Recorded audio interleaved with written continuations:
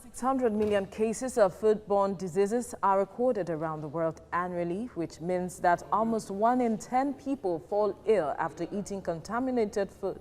And the lack of proper food safety is an increasing threat to human health. TVC News' Kemi Balogun reports on that.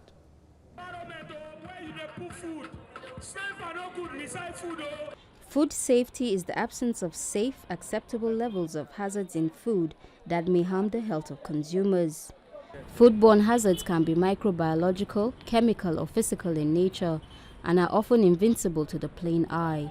Bacteria, viruses or pesticide residues are some examples that can be found in unsafe foods. Meat, vegetables and fruits are day-to-day foods eaten by almost everyone, and as vital as they are, they can also be the highest carriers of bacteria. Anna Yoweki sells vegetables in this market. She tells us how the vegetables she buys are got and what people should do to make sure it's clean enough to eat. I used to go village market to buy the vegetable. They didn't used to wash it. They just brought it from farm, direct from farm.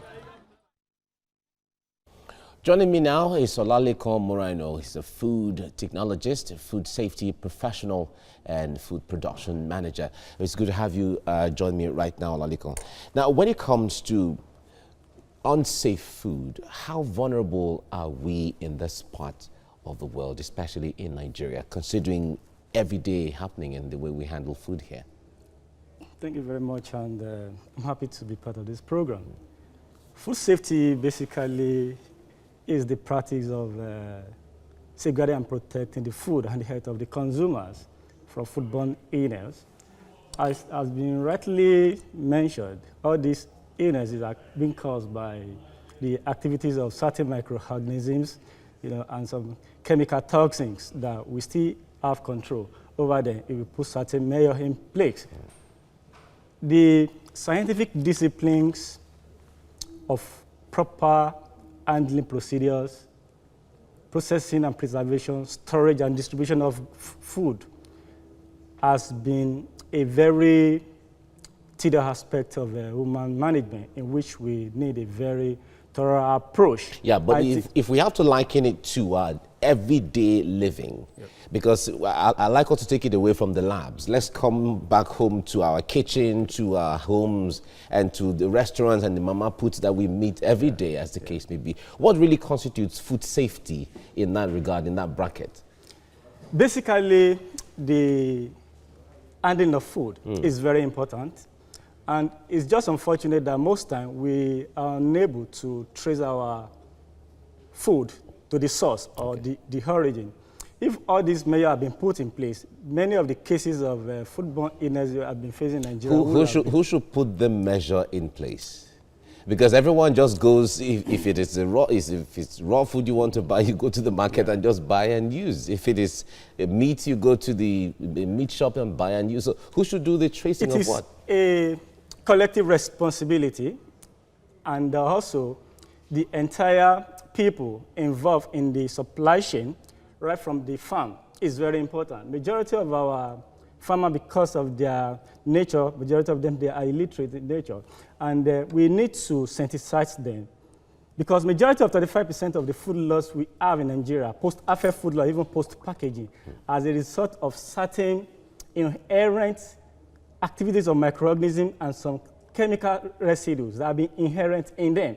So these are the area we need to put measure on from the raw material source. If we can put so much procedures and methodology in this area, it will help us before the product comes to our table or in the kitchen. All right. I guess we all have to become scientists one way or the other. Thank you very much, Olalekan Moreno, for joining us right now. Thank you very much. Thank you. Around 600 million cases of foodborne diseases are recorded around the world annually, which means that almost 1 in 10 people fall ill after eating contaminated food. Yeah, the lack of food or proper food safety is an increasing threat to human health. TVC News' Kemi Balogun reports on this.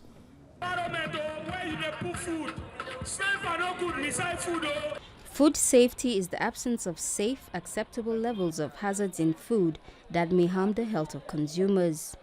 Foodborne hazards can be microbiological, chemical or physical in nature and are often invincible to the plain eye. Bacteria, viruses, or pesticide residues are some examples that can be found in unsafe foods. Meat, vegetables, and fruits are day-to-day foods eaten by almost everyone, and as vital as they are, they can also be the highest carriers of bacteria. Anna Yoweki sells vegetables in this market. She tells us how the vegetables she buys are got and what people should do to make sure it's clean enough to eat. I used to go village market to buy the vegetable. They didn't used to wash it. They just brought it from farm, direct from farm. I advise people to wash it before they cook, because if there's some sand that used to be inside. Food containing harmful bacteria, viruses, parasites, or chemical substances cause diseases ranging from acute diarrhea to lifelong conditions. High-risk foods, such as ready-to-eat foods, food of animal origin, and spices, can contain harmful bacteria, viruses, parasites, or chemical substances due to unsafe and food handling practices. The food can be contaminated at any stage.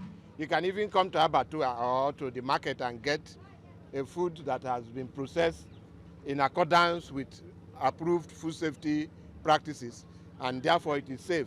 But how you handle it back at home is yet another thing. So the journey of meat. Joining me now is Olasukomi Okpawoye, a food specialist and managing director and chief executive officer, Win-Win Kitchen Limited. Thank you for joining us on TVC Breakfast. Good morning. Now, when you talk about food security, for some persons it might mean, okay, the fact that they cook their food properly, their food is covered, or they wash their fruit. But then, is that what food security really, encompasses? Well, thank you. When we talk about food safety, what we are talking about basically, because when you say food is safe, because we need to have an understanding of safety of food. First and foremost, what we look at majorly is physical. Okay. But food safety is not just about the physical. Now, when we say food is safe, it means that such food is free of physical, biological, and chemical hazards. Hazards are everywhere. Hazard is not danger in itself. Right. But there are limits that hazards must not cross. Oh. When it crosses those limits... What are these limits? Well, for instance, a man that sells fish, pepper soup, for instance. One of his raw material, his major raw material, is the fish itself. Mm. He has a supplier of fish. Now, he has also a storage that is considered safe by food practice parameters, so to say. But the man that is bringing the fish brought in a fish that is already spoiled, or let me say, the process of spoilage has set in. That means bacteria have started acting on this food. But he brought it frozen. So if you look at it physically, because it came in a frozen state, we have done an examination on it. The food looks safe. That particular point of receiving the product, the fish, into his factory, we call it critical control point. Mm. When hazard crosses critical control point, it becomes danger. Because if you use spoiled fish to prepare pepper soup, no matter whatever ingredient you had to it, that pepper soup will come out unsafe. Now, for those of us who cook at home, what are these hazards that could pose a danger to our foods? Okay, in the homes. Yes. Well, in the homes, we have several. For instance, you have a dustbin in your kitchen, and you touch the dustbin. Okay, what you have simply done is this, because what you have inside the dustbin are garbage, waste from whatever product. There are bacteria, because that environment is actually very conducive for the propagation of bacteria. Just like humans, they also they replicate and defecate. This is what is responsible for spoilage of food. When you taste food and you say it is sour, it's because the action of bacteria is actually setting. So you touch the dustbin, and then you go back to your island where you are preparing food. You touch that food without actually sanitizing your hand. What you have done, we call it cross-contamination. You have transferred the hazard, the bacteria, to the food. Interesting. What you will have done is, we are not saying sterilize, because there's a difference between sterilization and sanitizing. When you sanitize your hand, what you have done is to reduce those bacteria to a non-harmful, proportion. Okay, when you sterilize, you kill them altogether, but we need them. We need these bacteria, yes, we do. Why do we need them if you know they are dangerous? Of course we do, but we need them in certain number. Oh. Okay, because bacteria also, for instance, in your mouth, in my mouth, as we speak now, there are bacteria. Actually. Yes, in our intestine, in our stomach. Because when you sterilize a man, he will soon die. Because the food I eat will not digest. So where do we begin to address this? Seeing that at home, even in the market, these issues arise. Where do we begin? And are there guidelines to this? Of course there are, even in the homes. I'm a food specialist. Okay, but in the homes, what we can do, because the vegetables that we buy, we don't know where, of course they come from the farm, but how are they transported? In the farm itself, we have things patching on them. So when we get them to our houses, what we suggest to ensure at least minimum food safety, because what we eat is what we have. If you eat safe, you live safe. So you get home, wash your vegetable properly with vinegar. What that does is to kill most of these harmful bacteria. Like I said, you cannot completely kill them because they're actually necessary. I wish we could continue this conversation, but we have run out of time at this point. Olasukomi Okpaoye, thank you for your time on TVC Thank Breakfast. You. Moving on now, 600 million cases of foodborne diseases are recorded around the world annually, which means that almost 1 in 10 people fall ill after eating contaminated food. The lack of proper food safety is an increasing threat to human health. TVC News' Kemi Balogun has more on that.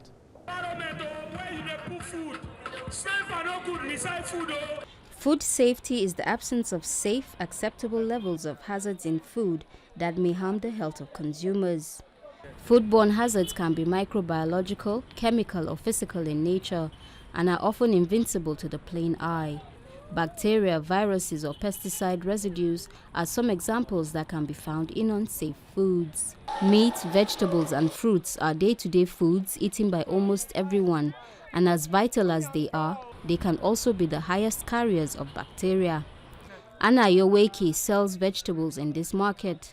She tells us how the vegetables she buys are got and what people should do to make sure it's clean enough to eat. I used to go village market to buy the vegetable. They didn't used to wash it. They just brought it from farm, direct from farm. I advise people to wash it before they cook, because if there's some sand that used to be inside. Food containing harmful bacteria, viruses, parasites, or chemical substances cause diseases ranging from acute diarrhea to lifelong conditions. High-risk foods, such as ready-to-eat foods, food of animal origin, and spices, can contain harmful bacteria, viruses, parasites, or chemical substances due to unsafe and food handling practices. The food can be contaminated at any stage. You can even come to abattoir or to the market and get a food that has been processed in accordance with approved food safety practices, and therefore it is safe. But how you handle it back at home is yet another thing. So Joining me now is Olasukomi Okpaoye, a food specialist and managing director and chief executive officer, Win-Win Kitchen Limited. I like the term, Win-Win Kitchen. It's really interesting. Now, when it comes to the issue of safety of food, a lot of people just feel, wash your vegetable, wash your fruits, and that is it. Is there anything we should do even more than that? We should do more than that, really. Yeah, thank you very much. Like I said earlier, washing of food can get rid of certain substances like sand. Okay? Like we know, water cannot kill bacteria. Okay? Our concentration as individuals has always been on the physical. Now we have the biological and we have the chemical. Do we all have to get microscopes to look into all of this in the kitchen? Well, no, you don't have to do that. Exactly. So what should we be conscious of at that level? Because the point there is, a lot of us are everyday people who go to the market and buy things, buy stuff, and then maybe even visit the restaurant and eat anything, as the case may be. So what should we be looking at? Okay, in the homes, I will suggest, number one, because like I said earlier, what actually brings about this food contamination a lot of times is you taking charms parasites from one source and transferring it into your food. For instance, I use the toilet. Okay, if I use the toilet, I'm coming from a place where we have a concentration of these microbes. They cannot be seen, and I've talked things. When I come out, I need to sanitize my hands. Sanitizers are not that expensive.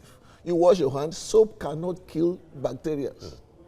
Okay, so for the safety of our food, it is better, it's a better practice. If we have sanitizers in our homes, that after we visit the toilet, the restroom, we are coming out, I'm going to the kitchen, I'm going to eat. All right, so the focus should be on hand washing on one hand? Hand washing is one. Okay. Because you don't eat without your hands. Even when you use spoon, you still need your hand to carry your spoon. You can transfer germs from your hand to the spoon and from the spoon to the food.